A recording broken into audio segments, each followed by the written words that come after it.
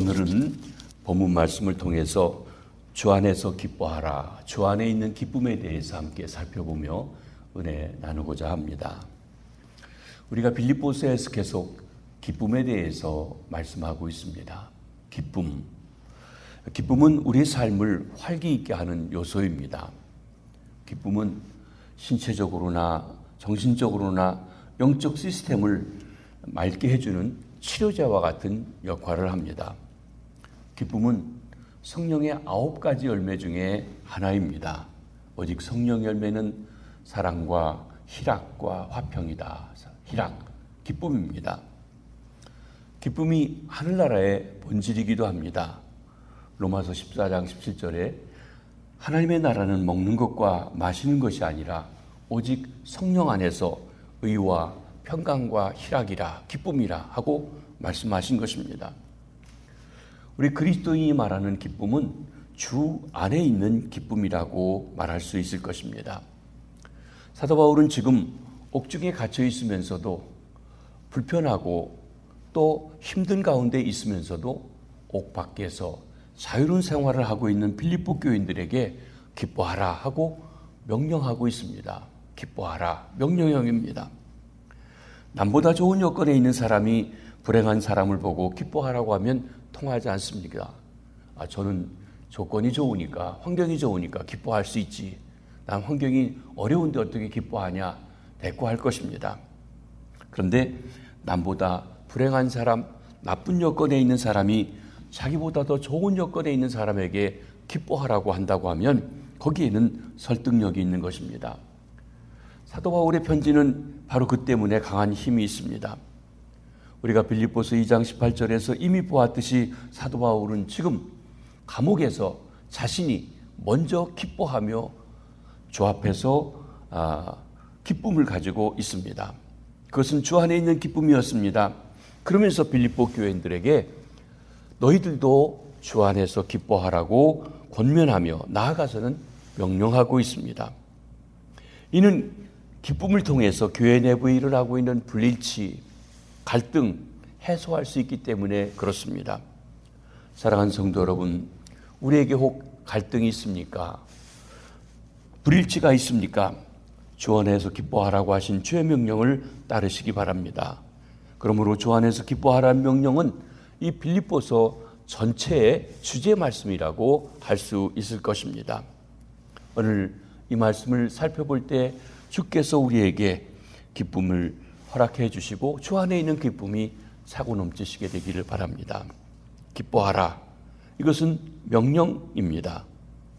기쁨은 인간의 기본적인 감정입니다.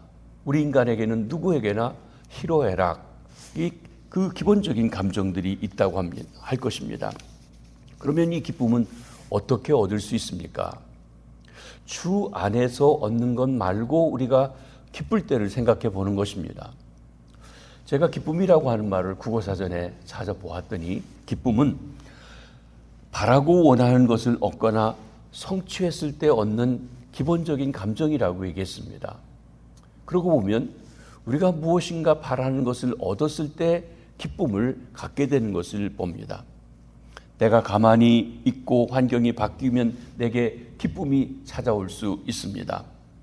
이 기쁨은 내게서 비롯되는 것이 아니라 내 주변 환경이 변함으로써 얻는 기쁨이라고 할 것입니다. 배고플 때 맛있는 음식을 먹으면 기쁩니다. 추울 때 따뜻한 옷을 입으면 기쁩니다. 차가 낡아서 새 차를 좀 하나 사야 되겠는데 하고 벼르다가 마침내 새 차를 사면 기뻐서 잠이 안 올 정도로 좋습니다. 이런 기쁨, 평범한 1차원적인 기쁨입니다. 나쁘다는 것이 아니라 일반적으로 누구나 가질 수 있다는 것입니다. 성경 안에 보면 추수하는 기쁨에 대해서 말합니다. 추수할 때, 수확을 거둬들 때 누구나 기뻐합니다. 쉽게 얘기하면, 오늘날 얘기하면 돈을 잘 벌 때 기쁩니다. 돈 잘 버는데 기분 나쁘신 분이 있습니까? 그렇지 않습니다. 수입이 좋으면 사람들이 기뻐합니다. 이렇게 원하는 것을 받을 때, 얻을 때 사람들이 기뻐하는 감정이 있습니다. 두 번째는 이기는 데서 오는 기쁨입니다. 승리의 기쁨입니다. 승자의 기쁨입니다. 성경에 보면 또 우리 삶에서 보면 전쟁터에서 이기고 탈취물을 나눌 때 사람들이 기뻐한다고 그랬습니다. 요즘에는 이 대외적인 국가 간의 전쟁보다는 운동 경기를 통해서 내가 응원하는 팀이, 내가 소속된 팀이 이기는 기쁨을 대리적으로 느끼고 있습니다. 우리가 아는 것처럼 미국은 프로스포츠의 왕국입니다. 봄에서부터 겨울에 이르기까지 여러 종류의 스포츠가 있고 그 도시의 대표적인 스포츠 팀이 있어서 그 도시 사람들이 그를 응원하고 그 팀이 이기면 서로 기뻐하고 또 장사도 잘 되고 사람들이 흥겹고 그렇게 일해갑니다.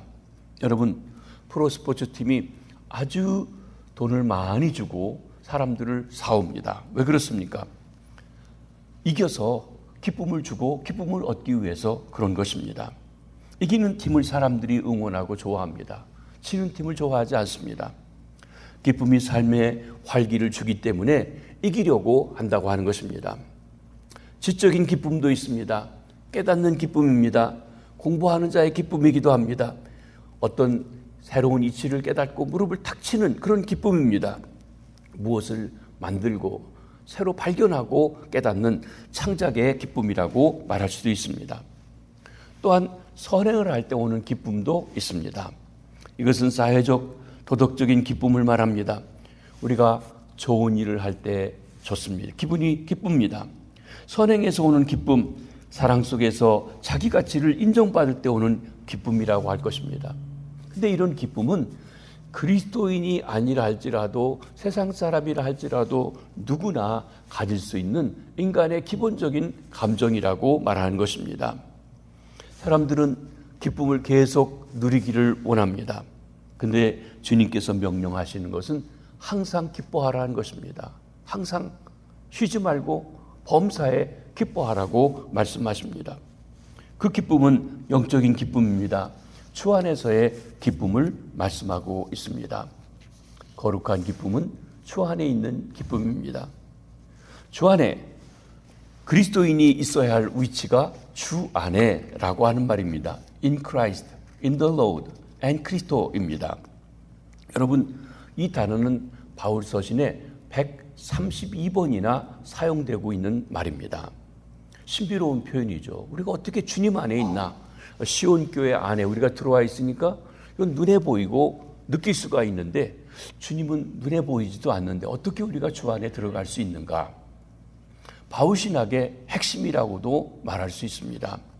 그런데 우리 주님 예수께서 우리가 어떻게 주 안에 있는지 주님과 우리와의 관계를 말씀하신 적이 있습니다. 요한복음 15장에 예수님께서 주님과 우리의 관계를 포도나무와 가지의 비유로 말씀하시면서 이렇게 말씀하십니다. 내 안에 거하라. 나도 너희 안에 거하리라.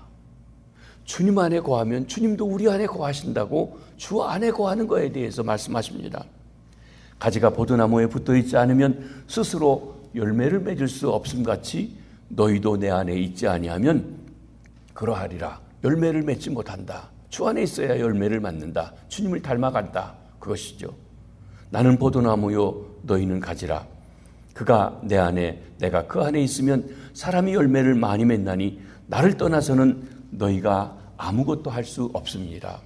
주님 안에 있지 아니하면 주님과 관계된 일을 할 수 없다. 비슷한 일을 세상적인 일 할 수 있지만 주님의 일이 아니라고 말씀하십니다. 사람이 내 안에 거하지 않으면 가지처럼 밖에 버려져 마르나니 사람들이 그것을 모아다가 불에 던져 사르느니라. 너희가 내 안에 거하고 내 말이 너희 안에 거하면 무엇이든지 원하는 대로 구하라. 그리하면 이루리라. 기도 생활도 주님의 말씀이 우리 안에 거하고 내가 주 안에 거할 때 그때 무엇이든지 구하라고 주 안에서 구하는 것이라고 말씀하십니다. 너희가 열매를 많이 맺으면 내 아버지께서 영광을 받으실 것이요 너희는 내 제자가 되리라. 아버지께서 나를 사랑하신 것 같이 나도 너희를 사랑하였으니 나의 사랑 안에 거하라. 내가 아버지의 계명을 지켜 그의 사랑 안에 거하는 것 같이 너희도 내 계명을 지키면 나의 사랑 안에 거하리라. 주님 안에 거하는 것은 주의 사랑 안에 거하는 것이다 말씀하십니다. 내가 이것을 너에게 이름은 내 기쁨이 너희 안에 있어 너의 기쁨을 충만하게 하려 함이라. 주님 안에 있는 기쁨을 예수님께서도 말씀하고 계신 것입니다. 그러면 우리가 어떻게 주 안에 있습니까? 주 안에 있다는 말이 무슨 뜻입니까? 성경에 나오는 몇 가지 신학적인 일을 우리가 한번 정리해 봅니다. 먼저 예수님이 나의 구주입니다 라고 하는 것을 믿을 때 우리가 주 안에 거하게 됩니다. 성경에 보면 성령께서 우리를 그리스도의 몸속에 집어넣어 준다 그랬습니다. 성령으로 세례받는다 말씀하신 것입니다. 그리스도의 몸, 교회입니다. 그러니까 교회 안에 있다는 것이 그리스도의 몸속에 있다는 것인데, 여기서 교회는 눈에 보이는 교회를 포함할 수 있지만, 그럼 눈에 보이는 교회에 속했다고 다 그리스도의 몸속에 속한 것은 아닐 수 있습니다. 우리가 아는 것처럼 말이죠. 왜냐하면 형식적으로 다니고 하는 사람도 있기 때문에 그렇습니다. 그리스도의 몸인 진정한 교회 속에 있는 것, 그것이 곧 주 안에 있는 것이다 그랬습니다.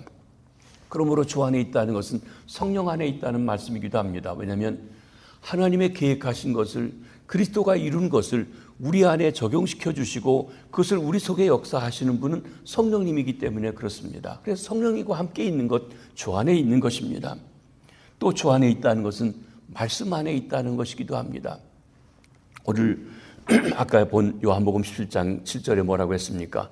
너희가 내 안에 거하고 내 말이 너희 안에 거하면, 우리가 말씀을 듣고 말씀을 새기고 말씀이 힘이 되고 말씀이 내 안에 역사할 때 주님이 내 안에 거하고 내가 주님 안에 거하게 된다고 말씀하십니다.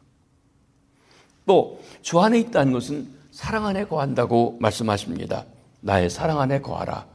너희도 내 계명을 지키면 내 사랑 안에 거하리라.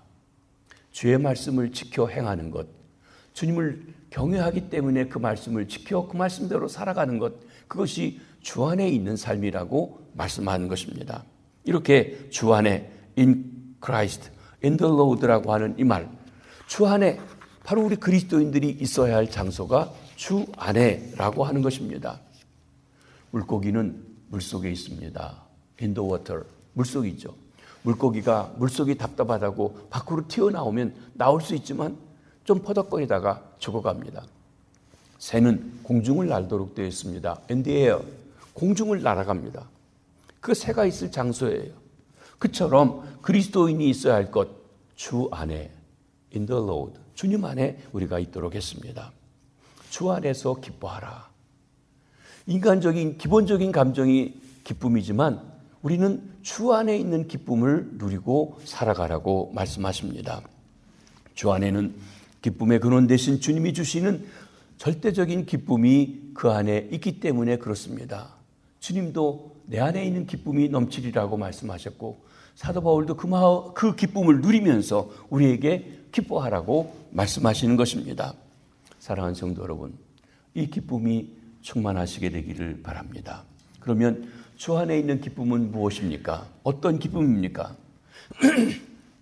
먼저 구원받은 기쁨입니다. 그렇죠. 죄사함 받고 하나님의 자녀가 된 기쁨이에요. 우리가 죄사함 받았을 때, 하나님의 자녀가 되었을 때 기뻐했습니다. 영혼이 구원받았다는 절대적인 기쁨입니다. 사도 바울은 이 주 안에서의 기쁨을 극대화해서 이 벅찬 기쁨으로 모든 고난을 잊어버릴 수가 있었습니다.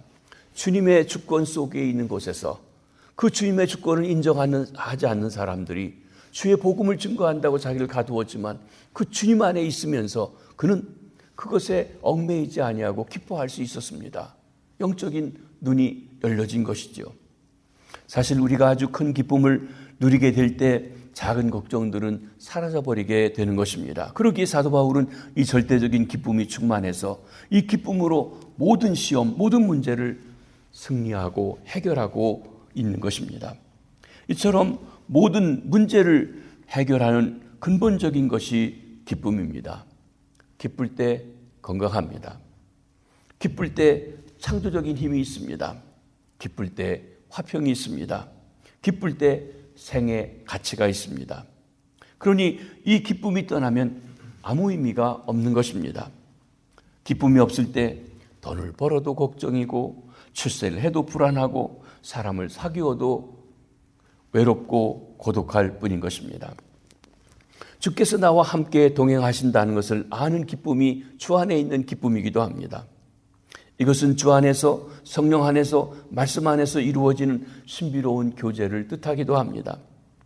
이것은 하나님의 자녀된 특권과 하나님의 일꾼된 영광, 그리스도와 동행, 그리고 살아계신 주님의 임재를 실제로 체험하는 그런 기쁨인 것입니다. 그리스도가 나와 함께 계시며 나를 알고 사랑하고 동행하신다고 하는 것을 아는 기쁨이라고 할 것입니다. 하나님과 늘 동행했던, 주님과 늘 동행했던 다윗이 그가 하나님 앞에서의 자기의 삶을 양과 목자의 삶에 비교하면서 시편 23편 4절에 다음과 같이 노래합니다. 내가 사망의 음침한 골짜기로 다닐지라도 해받음을 두려워하지 않는 것은 주께서 나와 함께 하심이라. 주의 막대기가 지팡이가 나를 안위하시나이다. 그렇습니다. 주님이 동행하시기에 사망의 음침한 골짜기도 두려워하지 않는 은은한 기쁨이 그 안에 있음을 말씀하고 있는 것입니다. 주 안에서 기뻐하라. 이것은 나아가서 약속된 미래에 대한 기쁨이기도 합니다. 찬송가 우리 85장에 구주를 생각만 해도 내 마음이 좋거든 주 얼굴 배울 때야 얼마나 좋으랴. 우리가 천국에 대한 말씀을 듣고만 있어도 좋은데 실제로 보게 되면 얼마나 기쁘겠는가.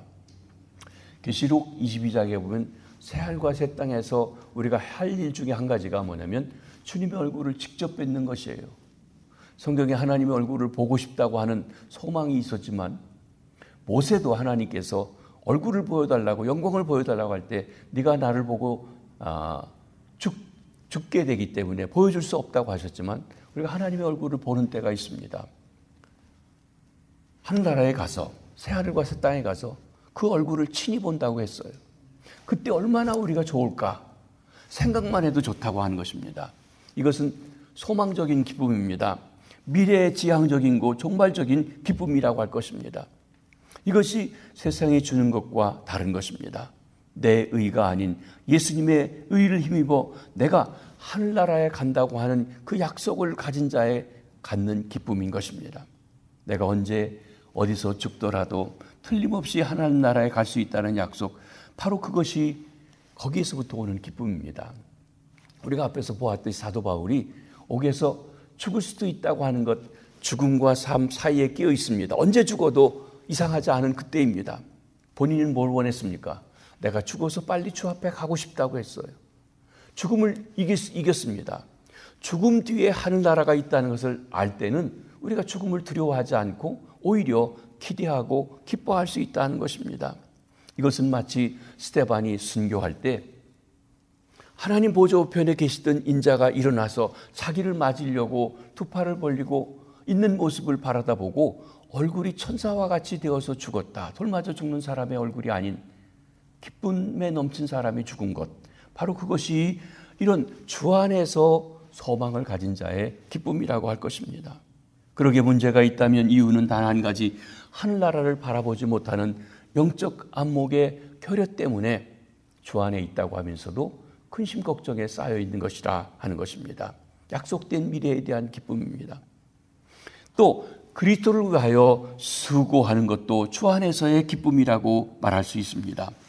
우리가 진심으로 사랑하는 일을 위해서 수고하는 것이 얼마나 의미 있는 것입니까? 사실 주님의 몸된 교회를 위하여 수고하는 것 자체도 특권이고 아무에게나 주어진 것이 결코 아닌 것을 압니다. 성가대를 하고 교회 학교 교사를 하고 차량 봉사를 하고 식당 봉사를 하고 꽃꽂이를 하고 교회 주변 청소를 하고 또 교회에 나와 기도하고 헌금 생활을 하고 선교하는 일을 하고 말입니다.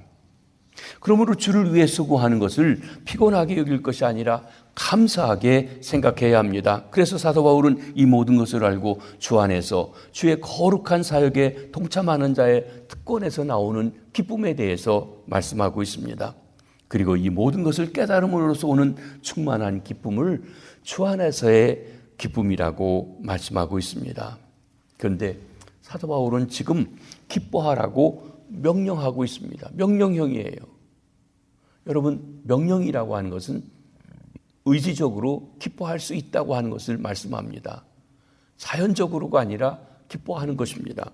끝으로 나의 형제들아, 주 안에서 기뻐하라. 기쁘게 될 날을 기다리라고 하는 것입니다. 환경을 하나님 바꿔줄 거니까 그때까지 기다리라. 그때 기뻐하라고 하는 것이 아니에요. 환경은 변하지 않았는데 기뻐해라. 기쁘면서 환경 속에서 적응하고 이겨나가라고 하는 말씀이기도 합니다. 여러분, 이 점을 생각해 보아야 합니다. 기쁜 일이 생길 것이니 기뻐하라는 말이 아닙니다. 기뻐하라. 그러면 기쁜 일이 일어나게 될 것이다.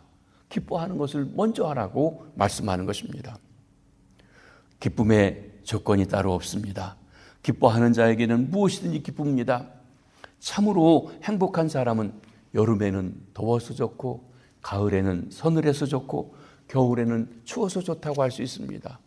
불평하는 사람은요, 여름은 더워서 불평이고, 가을에는 쓸쓸해서 불평이고, 겨울에는 추워서 싫고. 여러분, 생각하기 나름입니다. 기뻐할 수 있다고 하는 것은 주 안에서, 주님의 안에서 어떤 경우든지 적응할 수 있습니다. 주 안에서 기뻐하라. 오직 이 하나만의 기쁨의 조건이 있어요. 주 안에 있다면 어떤 경우든지 기뻐할 수 있다는 것입니다. 그리스도께서 나를 위해서 십자가를 지셨다. 나 같은 죄인이 구원받았다. 내가 주 안에 거하고 있다. 이 한 가지만 생각하고 기뻐하라는 것입니다. 먼저 기뻐할 때 그 기쁨이 확산되고 기쁨이 극대화될 때 시시한 문제들을 다 극복해 나갈 수 있음을 말씀해 주고 있는 것입니다. 그리고 오늘 본문에 또 한 말씀이 나옵니다. 같은 말을 쓰는 것이 나에게는 수고로움이 없고. 여러분, 가장 좋은 교육의 방법 중에 한 가지는 반복입니다. 진리는 반복되어야 합니다. 여러분, 설교 말씀을 매주일 새롭게 하시지만 사실 어떤 말씀들을 보면 반복적이에요. 다른 표현을 쓰고 있지만 같은 이야기가 진행됩니다.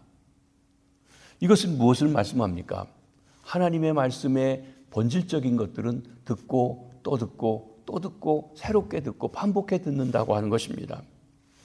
여러분, TV 광고에서 여러분 기억나는 어떤 광고들, 카피가 있을 겁니다. 좀 웃기는 이야기, 특별한 이야기를 반복적으로 계속합니다. 어느 시간이 지나면 좀 새로운 카피를 만들어 놓으면 좋을 텐데 안 그래요. 똑같아요.